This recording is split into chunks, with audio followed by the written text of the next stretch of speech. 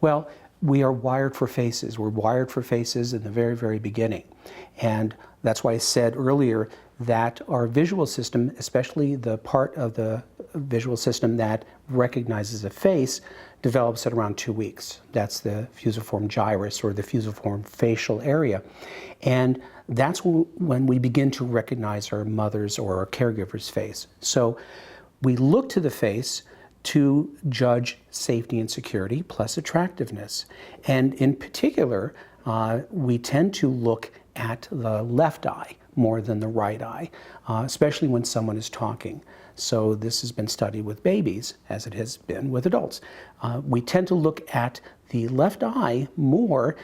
That's where we get our sense of whether someone's friendly. And a lot of people actually try to freeze their face today using chemicals like botox.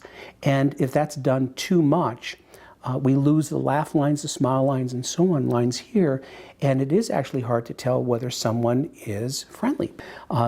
Here's another thing that's quite interesting. When people freeze their face, not only do children get very upset, children do not like faces that don't move, which is why many times they hate clowns, and they don't like their parents changing their face because it's very upsetting to them. That's how they connect. And on top of that, we as human beings, we love touching faces.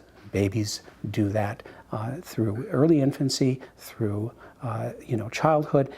Margaret Muller, the famous developmentalist, called it customs inspection. But we also do that when we fall in love, we want to touch the face. So there's something about that that makes the other person safe once we're allowed to touch the face. So it's an extremely important organ. And like I said, start to morph the face in any way, children will cry.